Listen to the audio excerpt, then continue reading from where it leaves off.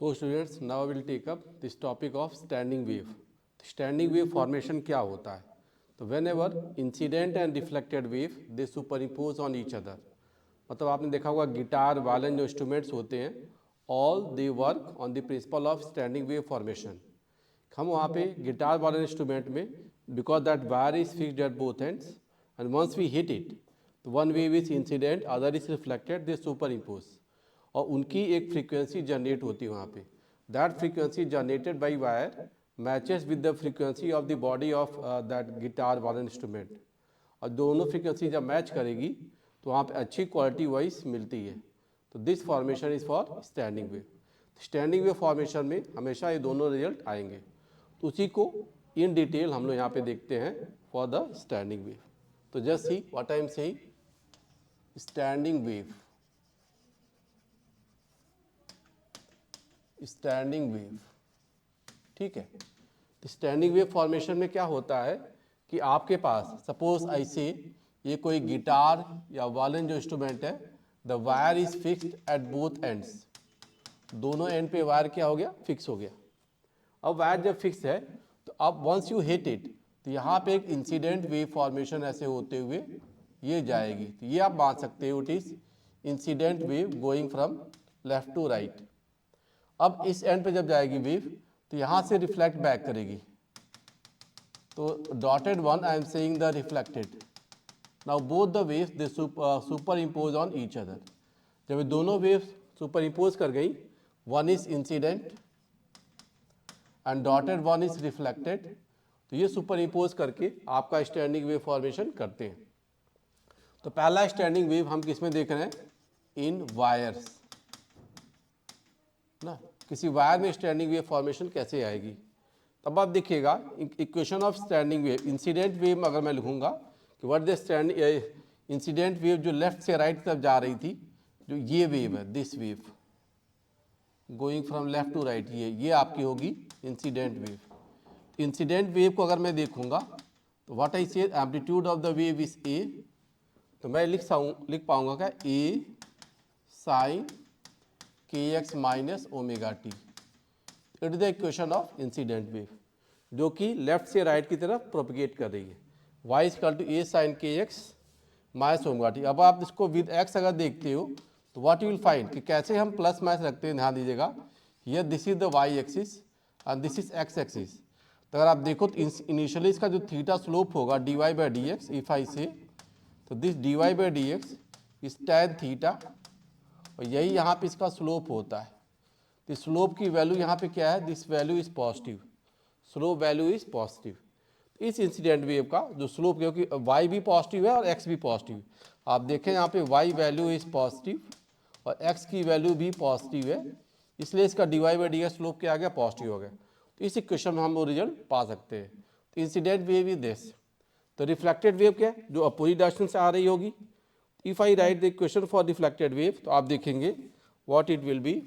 This is the reflected wave, ये ऐसे आ रही है.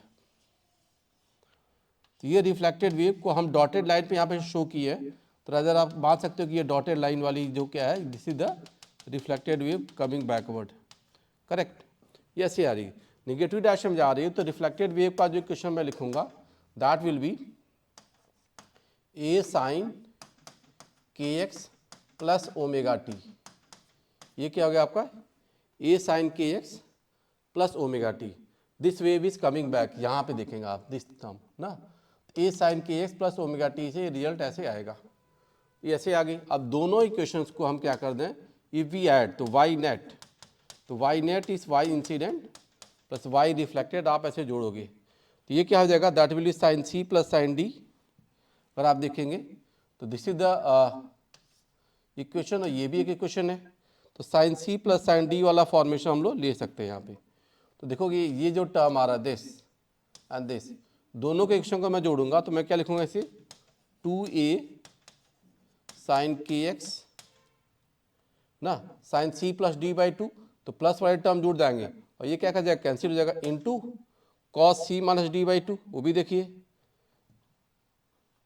तो अब मैं इसको क्या लिखूंगा, कॉस ओमेगा टी. तो ये टर्म आपके पास आएगा. तो y नेट की जो वैल्यू आ गई इट इज दिस. तो वाई नेट का इक्वेशन हमारे पास ये आ रहा है 2a sin kx cos omega t। अगर आप देखोगे इस क्वेश्चन को इन डिटेल तो what we find as such, अब आप देखोगे ये आपका 2a sin kx ये जो टर्म है दिस वन, तो ये कहा जाएगा it is called as amplitude of standing wave, इसको हम एम्पलीट्यूड ऑफ स्टैंडिंग वेव कहते हैं, करेक्ट।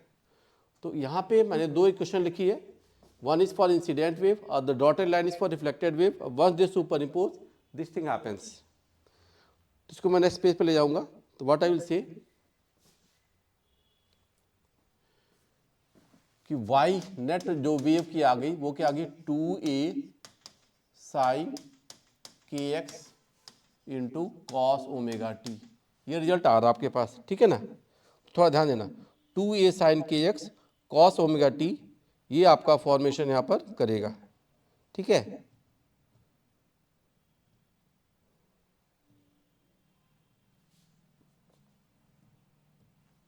तो 2a sin kx cos omega T.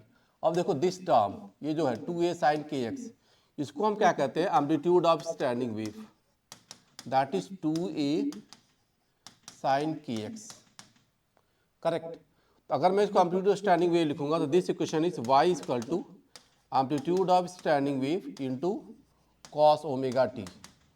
अब आपका ये टोटल जो इक्वेशन आ गया it is equation of SHM, it is equation of SHM, ये SHM की इक्वेशन है, सिंपल हार्मोनिक मोशन की इक्वेशन आ रही है। और एम्पलीट्यूड ऑफ स्टैंडिंग वेव ये वाली जो वैल्यू लिखी गई दिस टर्म दिस, तब आप देखो ये क्या करता है it's value varies with x, इसकी वैल्यू क्या करती है वेरीज विद x। तो हम दोनों चीज़ों को हम अलग अलग पढ़ेंगे। First of all we will see कि कैसे amplitude of standing wave varies with x and then will go for SHM condition. तो दोनों को हम लोग वन बाई वन देख सकते हैं। पहला हम देखें 2a sin kx, तो आप देखिए कोई वेव यहाँ पे जो फॉर्मेशन में ले रहे थे हम लोग, तो व्हाट इट इज, ये इंसिडेंट वेव है which is going from left to right, और एक रिफ्लेक्टेड वेव है, देखो ये यही दोनों सुपर इम्पोज कर रहे हैं। समवेयर इफ यू सी यहाँ पे इसका एम्पलीट्यूड जीरो है, यहाँ also amplitude zero, there are certain points where amplitude is zero. तो जीरो एम्पलीट्यूड वाले जो पोजिशंस होते हैं they are called nodes, and they are the nodes are position of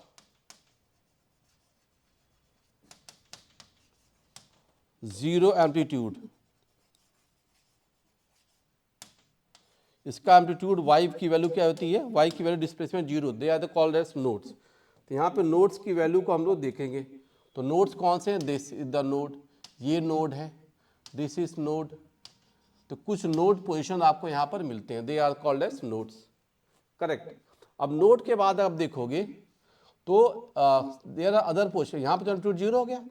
अब देखिए यहाँ पे मैक्सिमम एम्पलीट्यूड की बात की जाएगी, दिस इज, यहाँ पे देखो amplitude a plus a 2a हो गया, a प्लस a 2a, क्योंकि देखो incident wave reflected wave they have both got same amplitude a, तो यहाँ पे a 2a, तो this is a, this is a, this is a, this is a, they are called anti nodes. तो हमने यहाँ पे एक चीज और क्या देखना है, एंटी नोड्स। एंटी नोड्स क्या है, are positions of maximum displacement. Maximum displacement जो है एम्पलीट्यूड का वो चीज़ है एंटी नोड्स, और इसकी वैल्यू कितनी आ रही है 2a। तो y मैक्सिमम की जो वैल्यू आ रही है वो क्या आ रही है 2a होगा, और y मिनिमम क्या है 0 आ रहा है। ये तभी होता है जब इंसिडेंट एंड रिफ्लेक्टेड वेव, आई से कि इंसिडेंट वेव एम्पलीट्यूड और रिफ्लेक्टेड वेव एम्पलीट्यूड दोनों सेम है, दैट वैल्यू इज a। तो दोनों वैल्यू का सेम होते हैं तो हमारे पास ये टर्म ऐसे आएगा। Otherwise if they are not same तो इसकी वैल्यू अलग अलग भी आ सकती है, ठीक है ना, a1 प्लस a2 और a1 minus a2, that will happen. But if the both the amplitudes are same तो टोटल मैक्सिमम वैल्यू 2a आएगी और मिनिमम वैल्यू क्या आएगी 0 आएगी, correct. Further what we can do, अब मैं इसको y विद x की बात करूंगा, y how does it vary with x। तो आप एम्पलीट्यूड ऑफ स्टैंडिंग वेव को देखोगे, इट इज 2a साइन के एक्स। अब 2a साइन के एक्स में देखो पहली बात, वंस आई कॉल फॉर, तो y की वैल्यू 0 कब होगी? This value 0, this implies that sine के एक्स जो टर्म है आपका यहाँ पे, ये तो 0 नहीं होगा। साइन के एक्स का वैल्यू अगर कहीं पे क्या हो जाए, this is sine n pi, because sine n pi की वैल्यू क्या हो जाएगी, दैट विल बी 0। तो व्हाट आई से, अगर मैं इसको थोड़ा सा देखूंगा डिटेल में, तो आई विल से दैट के एक्स की वैल्यू क्या हो जाए, एन पाई के बराबर हो जाए। तो व्हाट डज इट मीन, ये यहाँ से मिलेगा, के की वैल्यू होगी 2 pi by lambda into X की वैल्यू क्या होगी, N into pi, where value of N I can take it as 0, 1, 2, 3 and so on. ये वैल्यू मैं ले सकता हूँ। तब आप देखिए आप x की वैल्यू क्या आएगी, x की वैल्यू होगी n लैम्डा बाई 2। तो this the possible position of x। अब n को 0, 1, 2, 3 डाल दो तो x की वैल्यू क्या आएगी, 0, then lambda by 2, then lambda, 3 lambda by 2, 2 lambda and so on. At the gap of lambda by 2 ये आपके नोड पोजिशन पाएंगे। तो हम लोग कहेंगे क्या, दो नोड पोजिशन के बीच का अगर गैप देखोगे, gap between two nodes, it is यहाँ से यहाँ का गैप देखो तो ये क्या हो गया, लैम्डा बाई 2। यहाँ से यहाँ का भी गैप देखो तो क्या आएगा, लैम्डा बाई 2। तो गैप बिटवीन टू नोड्स, मैं कह सकता हूँ the gap between two nodes, वो क्या है आपका, lambda by 2, half of the lambda gap ये मिलता है। समझ गए, दो कंसेक्यूटिव नोड्स के बीच का जो गैप आएगा that will be lambda by 2, this thing we can see. तो ये हम पहला एक मेथड जान पाए कि नोड कहाँ पे फॉर्मेशन कर रहे हैं, नोड्स ना। तो ये ध्यान देना, नोड फॉर्मेशन, नोड्स, नोड में वैल्यू मैं क्या कहता हूँ, I A incident minus A reflected होता है, इसकी मॉड वैल्यू ली जाती है, that is 0 for A incident equal to A reflected and this is A. तो सारी वैल्यू इसके बराबर हो जाए तब ये रिजल्ट हमारा सही होता है। तो नोट्स ऐसे हम लोग देख पा रहे हैं, and I define the terms कि कैसे आ रहा है, समझ गए। अब ऐसे ही if I go for the maximum displacement, तो फिर से देखो मैक्सिमम डिस्प्लेसमेंट जो आ गया in standing wave, they are called anti nodes, they are antinodes. Antinodes में जो एम्पलीट्यूड ऑफ स्टैंडिंग वेव बनेगी, a amplitude of standing wave, that is 2a, which imply that sine के x की जो value आ रही, sign के x का जो वैल्यू आएगा मॉड, वो वैल्यू क्या हो जाए, +1 हो जाए। तो मॉड ऑफ साइन के एक्स की वैल्यू +1 हो जाए।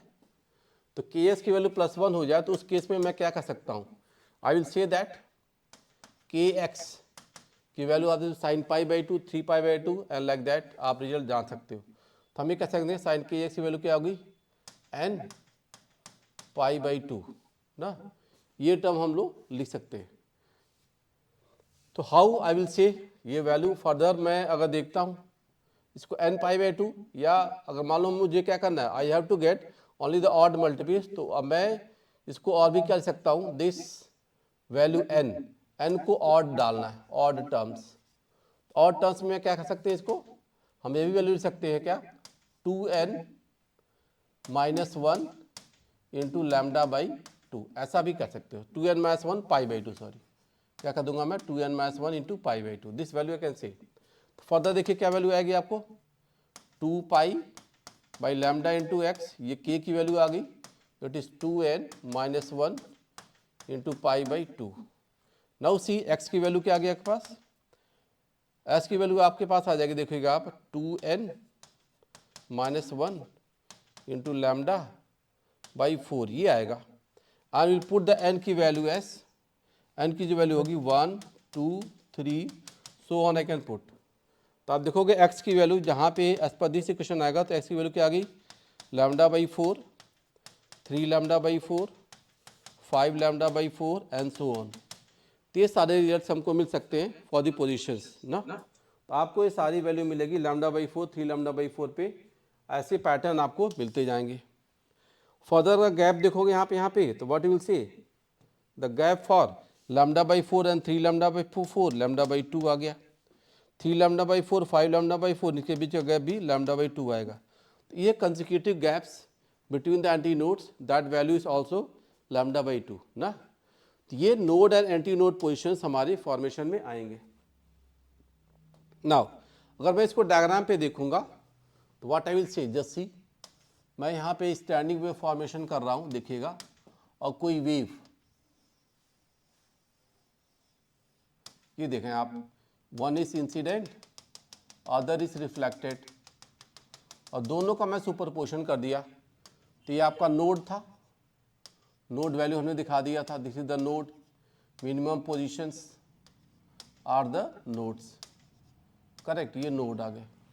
अब एंटी नोड की बात मैं करता हूँ, तो देखिए एंटी नोड ये आ गया, this is anti node A, this anti node position A, this is A.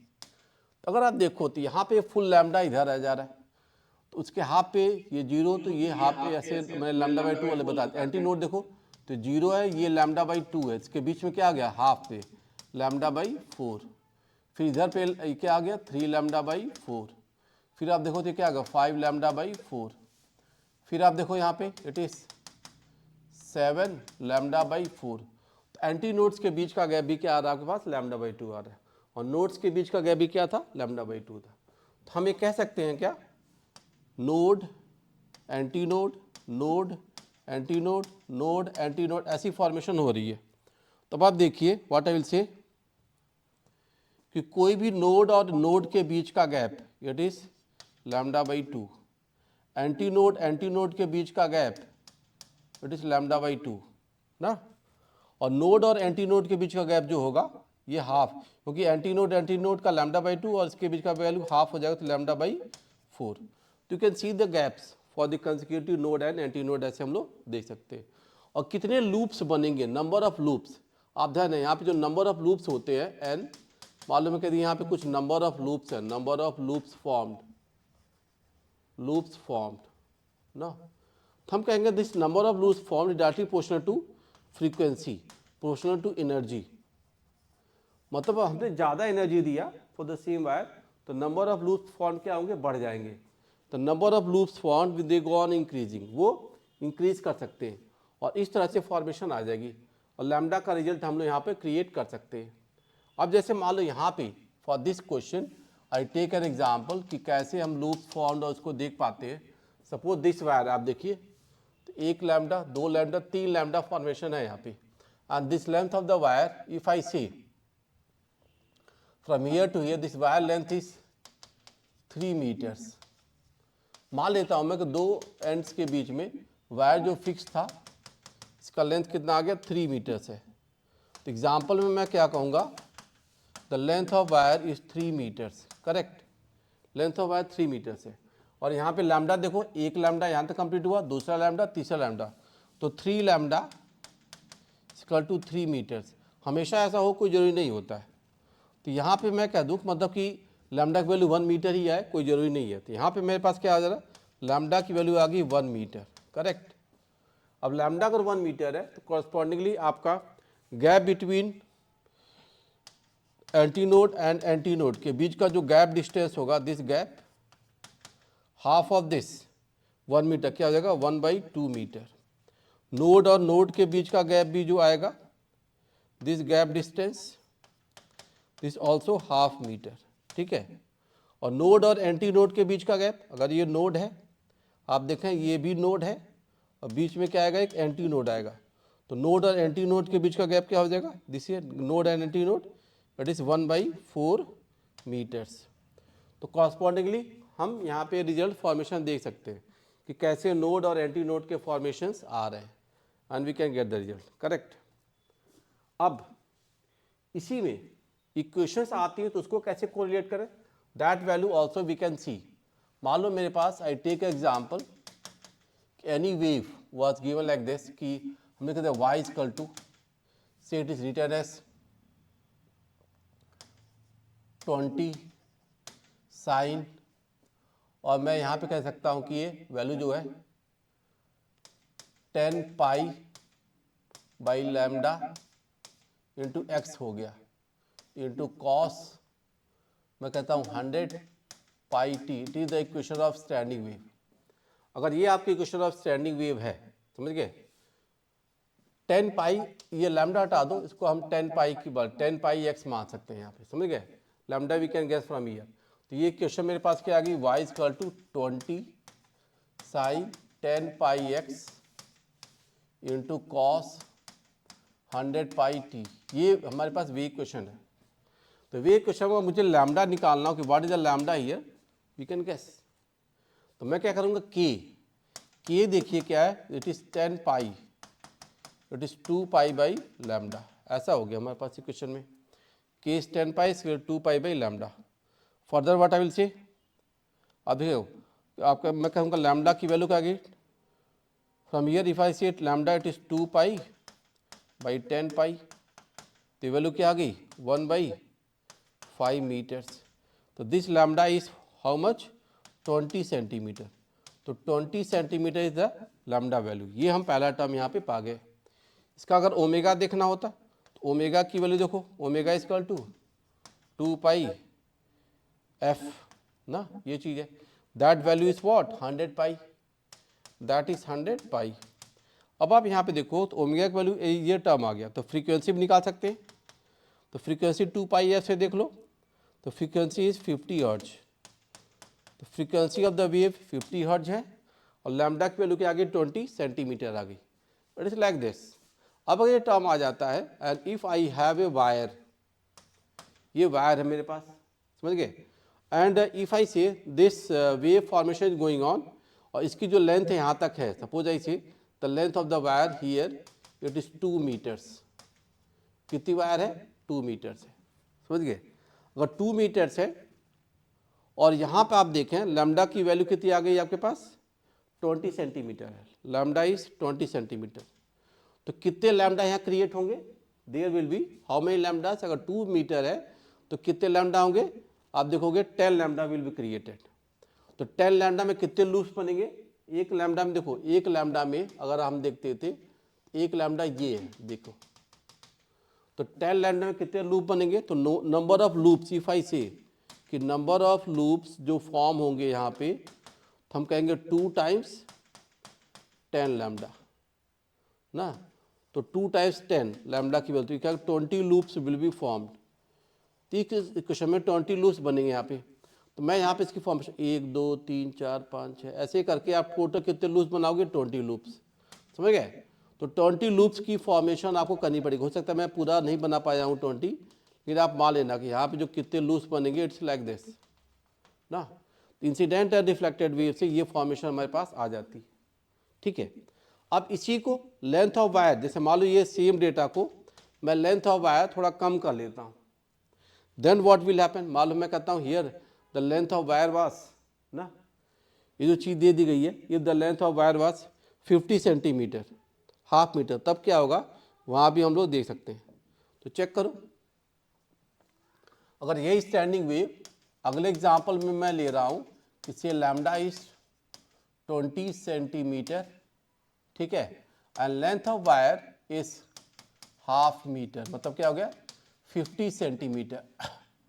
तो 50 सेंटीमीटर में कितने लैम्डा अकोमोडेट होंगे, तब आप देखोगे यहाँ पे, तो number of lambda accommodated will be 50/20, तो ये आ गया 5/2 लैम्डा, ठीक है, 2.5 लैम्डा हो गए ना। तो 5 लूप फॉर्मेशन होगा। तो यहाँ पे अगर मैं देखता हूँ तो here there will be 5 loops formed. मान लो हम कहते हैं 1 2 3 4 5, 1 2 3 4 5, थोड़ा सा ये अनसिमेट्रिकल है लेकिन still you can take it like this कि ऐसा फॉर्मेशन मैं बना सकता हूँ, एक इंसिडेंट वेव एक रिफ्लेक्टेड वेव और ये फॉर्मेशन आपका आ गया जस्ट सी। तो मैं यहाँ पे इस इक्वेशन में भी डाल सकता था कंडीशंस। तो this length is just see, length is half meter. तो अगर लेंथ हाफ मीटर होता तो इसमें कितने लूप्स आ रहे हैं ऐसे आप देख सकते हो। एंड इफ आई से देखो ये नोड आ गया आपके पास, this is node, this is node, और बीच में क्या गया एक एंटी नोड, यहाँ भी क्या गया एक एंटी नोड। तो आप देखोगे नोड और एंटी नोड के बीच का गैप, तो लैम्डा आपके पास क्या आ चुका है दिखेगा,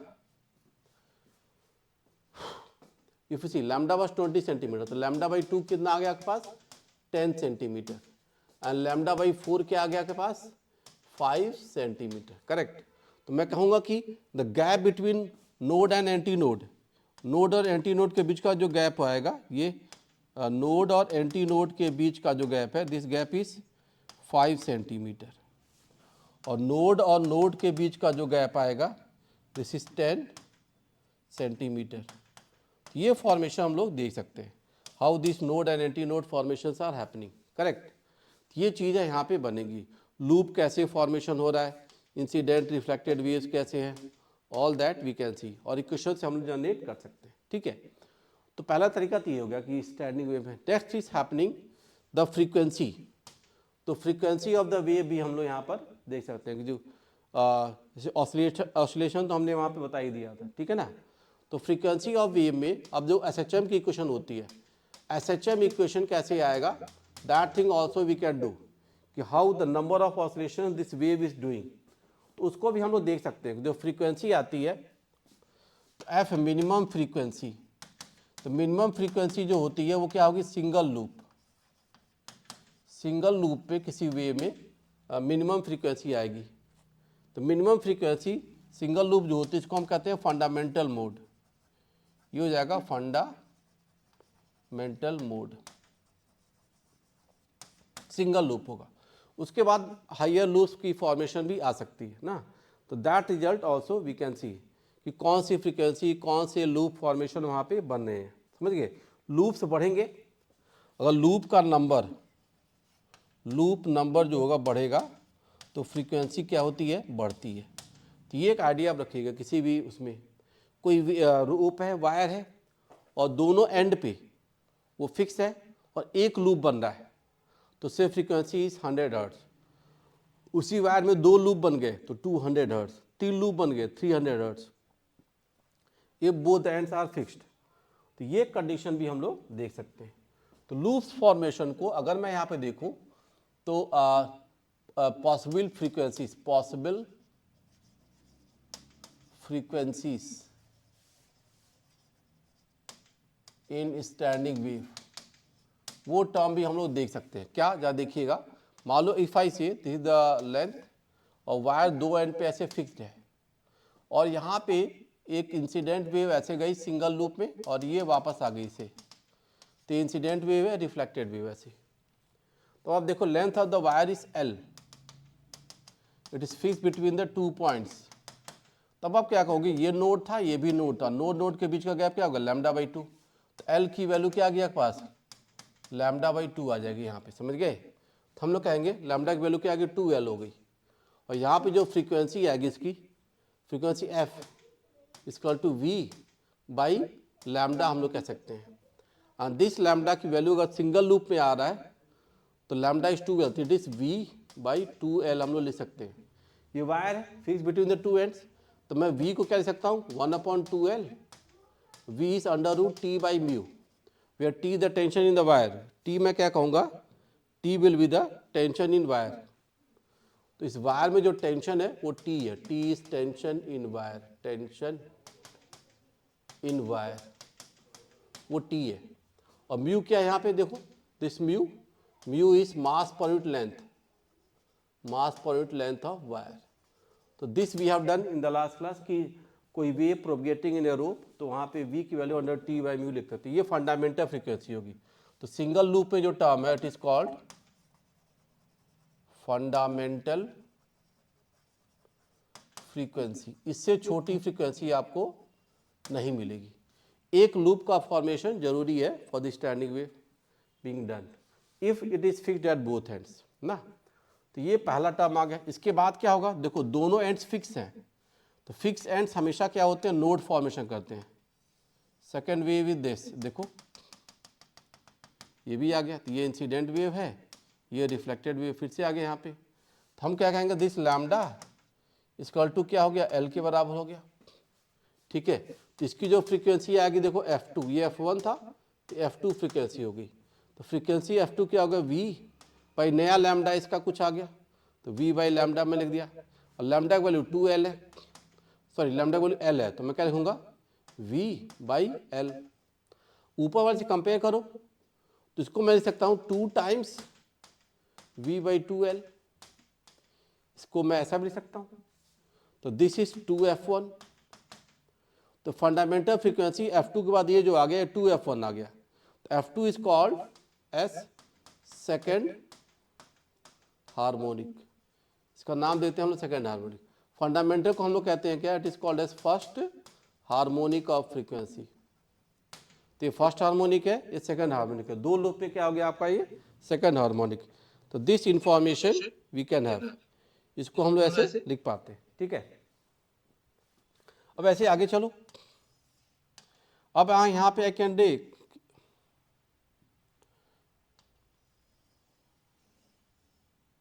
ये देखो ऐसे आ गया, ये फॉर्मेशन देखिए फिर से, तो this is the incident wave, ये रिफ्लेक्टेड वेव, दोनों से ऊपर इम्पोज कर गए। अब क्या होगा 3 λ/2, तो 3 λ/2 इज L। तो अब यहाँ पे इसकी फ्रीक्वेंसी को F3 कहोगे, F3 की वैल्यू क्या है V, और लैम्डा की वैल्यू क्या आ गई 2L/3, 2L/3, क्योंकि हमने क्या किया V/λ लिखा, और लैम्डा यहाँ पे देखो तो 2L/3 आ गया। इसको फर्स्ट वाले से कंपेयर करो, तो क्या कहोगे 3 टाइम्स V/2L, तो क्या हो गया 3F1, तो 3 टाइम्स दी फंडामेंटल फ्रीक्वेंसी होगी। तो this is called S third harmonic, इसका एक और नाम क्या हो गया थर्ड हार्मोनिक, फंडामेंटल का 3 गुना हो गया, तो it is called a third harmonic. If the wire is closed eight both ends, दोनों एंड पे फिक्स है, तो all the harmonics will get first harmonic, second harmonic, third harmonic हम लोग पाएंगे। और जो सेकंड हार्मोनिक है इसका एक और नाम होता है, ओवरटोन के फॉर्म में भी इसकी बात करते हैं। सेकंड हार्मोनिक का एक और अल्टरनेट नाम होता है, it is called first overtone. तो second harmonic is called first overtone, और थर्ड हार्मोनिक हम लोग क्या कहते हैं सेकंड ओवरटोन।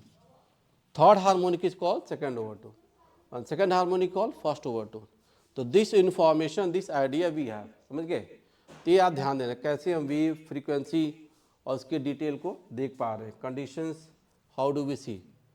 तो वेव क्वेश्चन को थोड़ा चेक करना, हम कैसे उनका रिजल्ट बना रहे हैं, और ये आ जाएगा क्लियर।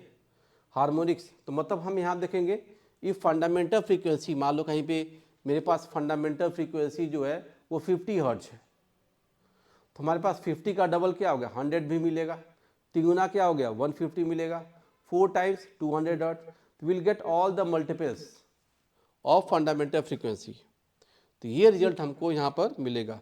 मैं नंबर ऑफ लूप्स में बढ़ाते जाऊँगा, इसके फर्दर मैं जाता हूँ अगर, तो what further I will say there are 4 loops. देखिए 4 लूप्स आ गए, तो 4 लूप्स जब आ गए तो F4 हो गया, 4 टाइम्स F1 आ गया। तो दिस थिंग वी हैव, तो नंबर ऑफ लूप्स फाउंड और एनर्जी एसोसिएटेड का कैसे हम लोग कर पा रहे हैं, ठीक है ना जी। It is this for the wave, standing wave कैसे बन रही है।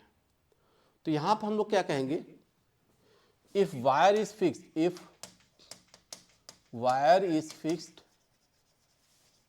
एट बोथ एंड्स, दोनों एंड पे वायर क्या है फिक्स है, तो we get all even and odd multiples of fundamental frequency, of fundamental frequency. Fundamental frequency के सारे मल्टीपल हम लोग पाते हैं, इवन एंड ऑड, तो दोनों वैल्यू आपको मिलती है। मतलब मैं यहाँ पे कह दूँ, एग्जाम्पल मैं लेता हूँ, if I say the minimum frequency F1 is 50 hertz, तो हमको जो फ्रीक्वेंसी मिलेगी अवेलेबल, फ्रीक्वेंसी अवेलेबल जो होगी इस वायर में, that will B 50, 100, 150, 200, all the multiples of 50 hertz. Even and odd सारे मल्टीपल ऑफ फ्रीक्वेंसी यहाँ पे मिलते हैं जब हमारा दोनों एंड पे ये क्लोज रहता है, ठीक है जी। तो this thing we can have. ऐसे ही सेकंड एग्जांपल मैं ले लेता हूँ, if I take the my fundamental frequency F1, ये मान लो 75 हर्ट्ज, तो हमारे पास जो फ्रीक्वेंसीज अवेलेबल होंगे वो 75 हो गया, ये 150 हो गया, फिर क्या होगा 225 हो गया, 700 हर्ट्ज, सॉरी 300 हर्ट्ज हो गया, ना, 300 हर्ट्ज एंड सो ऑन, ऐसे और भी value, all the integral multiple of 75 होता है, मैंने एफ एन जो मैं कहूँगा n into 75 hertz, where n की वैल्यू क्या डाल सकते हो 1 2 3 एंड सो ऑन। तो सारे रिजल्ट फॉर्मेशन ऐसे करते हैं, ठीक है जी। तो this idea we have the frequencies and wave for fundamental और हाइयर ऑर्डर्स में नंबर ऑफ लूप्स क्या होंगे आपके, बढ़ते जाएंगे। इसका एक आइडिया हम लोग बना सकते हैं। अब दूसरी बात मैं क्या कर रहा था, वह दिस वेव आर गोइंग, तो इसमें ऑसिलेशन एसएचएम वाली बात कैसे होगी, दैट ऑल्सो, मैंने कि oscillation of loops with time, time के साथ हाउ डू दे ऑसिलेट, वो रिजल्ट भी हम लोग देख सकते हैं। तो मैं एक पर्टिकुलर कंडीशन दूंगा जहाँ पे हम लोग वेव्स का ऑसिलेशन यहाँ पे देखते हैं, हाउ डू दे गो, कि मान लो this are the two ends, और मैं क्या करता हूँ दो लूप का फॉर्मेशन लूँगा, मैंने कि सेकेंड हार्मोनिक में वेव जा रही है, it is incident, it is reflected, with time variation में देखता हूँ किसी टाइम पे t इक्वल टू 0 पे दिस थिंग इज हैपनिंग, तो आप लोग क्या कहोगे lambda itself equal to L, lambda ही एल है और इंसिडेंट रिफ्लेक्टेड वेव आगे ऐसे, समझ गए। What will happen, this wave they will try to go towards equilibrium, ये भी इक्विलिब्रियम की तरफ आने की कोशिश करेगा। तो 1/4 ऑफ टाइम पीरियड पे देखिएगा आप, एट 1/4 ऑफ टाइम पीरियड ये वेव नीचे आ चुकी है, ये वेव देखिए ऐसे आएगी, ये वेव ऊपर जा रही होगी, और दूसरा जो डॉटेड वाली है it has the tendency to go up, और यहाँ पे it has the tendency to come down, तो this is happening at t equal to t/4, 1/4 of time period पे ये ऐसे आ जाएगा, करेक्ट। अब देखो t equal to t/2, another half of time period पे एक्सट्रीम वैल्यू पे पहुंच जाएगा, क्या रिवर्स हो जाएगी वेव्स, ये नीचे आ गई, ऊपर वाली नीचे आ गई, समझ गए, और रिफ्लेक्टेड वाली अपनी पोजीशन क्या कर लिया, इंटरचेंज कर लिया, पोजीशन सारी इंटरचेंज, ये वेव ऐसे जा रही थी, अब ये वेव ऐसे आ गई, देखिए। एंड दो सेकेंड वन थी, जैसे मान लो कि यहाँ पे आप देख रहे थे, इसके अपोजिट डायरेक्शन में ये वेव चलेगी, correct, incident and reflected wave they superimpose on each other, ठीक है ना, ये चीज़ आ जा रही है। अब देखो ये t/2 है half time period, again time t equal to 3t/4, इस पे देखो तो 3t/4 पे देखो, तो फिर से वेव जो जाएंगे जो जा रहे हो, ये ऐसे आ गया, ये नीचे आ रहा था, और रिफ्लेक्टेड वेव जो थी, अब देखिए ये this is having tendency to come down and this will go up, तो ये वैल्यू आ गई 3t/4 पे। फिर से अगला 1/4 ऑफ टाइम पीरियड पे देखो कैपिटल T पे, तो wave is coming back to the original position, तो ओरिजिनल पोजिशन में आप देख लीजिए, ये आपकी इंसिडेंट वेव थी, वो रिफ्लेक्टेड वेव है, तो दोनों आ गए। तो देखिए आप इंसिडेंट वेव जैसे आ रही थी, अब यहाँ से शुरू हो गई है, और रिफ्लेक्टेड ऐसे आ गई, तो पुराने वाले कंडीशन को मैचअप कर गया, समझ रहे ना। तो दिस थिंग, तो आपने देखा कि the time variation of t/4 multiples में वेव कैसे ऑसिलेट करिए ऊपर नीचे। अब आप ये भी चीज़ देख सकते हो, इस पोजीशन पे t/4 पे देखोगे तो kinetic energy of the wave is maximum, and deformation से पोटेंशियल एनर्जी यहाँ पे क्या है, 0 है, समझ गए। जहाँ पे अब देखो इस पोजीशन पर हम कहेंगे kinetic energy standing to 0, but potential energy की वैल्यू क्या है यहाँ पे, मैक्सिमम है ना। फिर से देखो यहाँ पे क्या हो गया, kinetic energy maximum, kinetic energy is maximum. इस पोजीशन में देखो तो क्या होगा आपका, potential energy deformation in the wire is maximum. तो आप ये टर्म यहाँ पे देख सकते हो कि कोई वेव फॉर्मेशन है, उसमें एनर्जी क्या आ गई, रिजल्ट क्या आ गया, all this things we can do, किस समय पर वेव कहाँ पे प्रेजेंट होगी, this results we can do, उससे क्वेश्चन को कर सकते हैं, ठीक है ना। ये एक तरीका था for the standing wave formation in the case of wire रूप, कैसे उसका रिजल्ट आ जाता है, ठीक है। अब इसके बाद जो अगला केस होगा ऑर्गन पाइप्स में कैसे वेव बनेगी, उसको हम लोग नेक्स्ट लेक्चर में करते हैं। Thank you.